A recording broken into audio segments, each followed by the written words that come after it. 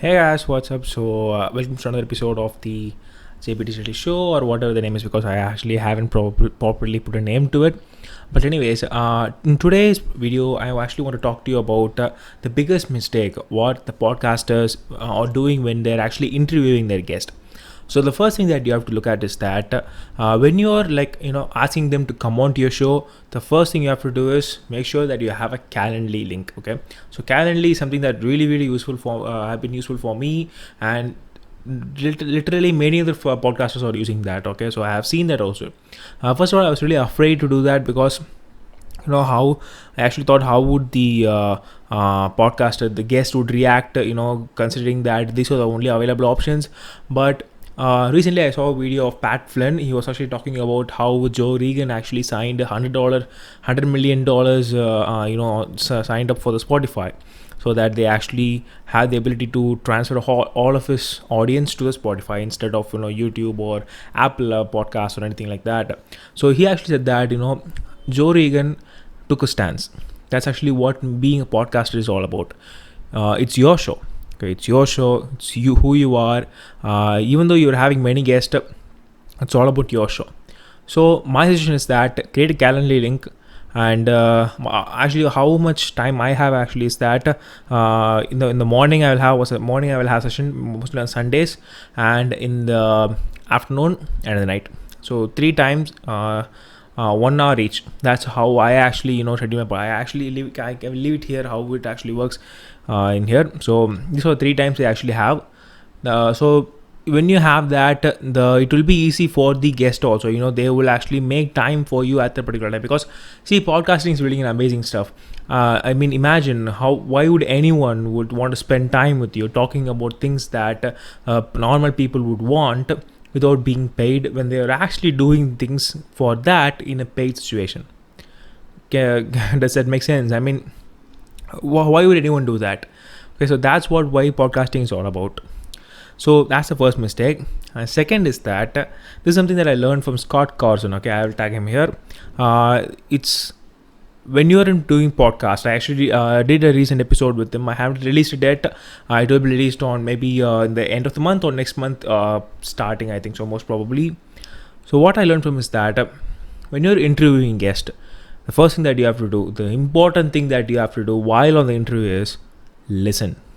Because imagine, why does your guest will like it when you're not Gary Vaynerchuk. Okay, this is because people always think that Gary Vaynerchuk always interrupts his guest, so I'm going to interrupt him. No, it's not like that. He is Gary Vaynerchuk, so you are not. And that's actually not actually in a bad sense. Okay, you are you and he is him. That's one of the reasons why, because especially if you're a growing podcaster, you can't do that, again and again. If you're doing that, it's maybe your show, but still the audience come to your podcast not to listen to you, but to listen to your guest when you're actually doing, interview stuff. That's actually something really important when it comes to podcasting. So don't interrupt a lot. Of course, do interruptions when you have a really great, amazing thought. You think if it's a great amazing thought, that's actually also fine. Interrupt and say that, wow, it's actually really great, and please say sorry for the interruption and continue. Because don't just interrupt and say just start. Okay, just say it, because then they may also think that okay, it's going to be a valuable opinion. Even if it's not, that's fine. But just apologize first, then move on. Because what I actually do is that sorry, I don't know how many people actually suggest this.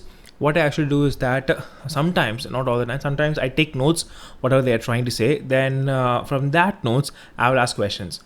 This is mostly when it comes to audio podcasting, because in audio there won't be any video. People won't be seeing you at first, something like that.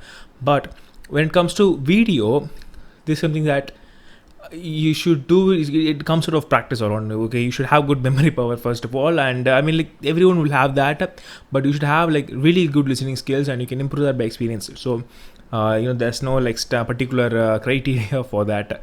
What I actually do is that the guest actually talks for 5 minutes or 6 minutes, and out of the 5 and 6 minutes, I actually catch those important points which they actually said, and I will keep that in my mind. I won't write it down because it will be on video. It will be going on video, so I won't be writing it down. I will have it in my mind, and then when he actually ended the podcast, I will ask him the question.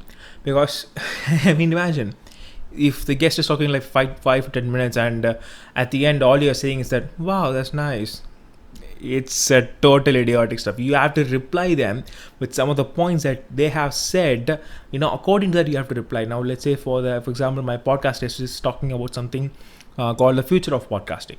Okay, when you're talking about future of podcasting, and they have said some points, you say, wow, yeah, I think it's totally great. It's going to be really amazing. That's fine, but you have to take some points out of it. Like say that, yeah, I think in my country also it's been doing like this.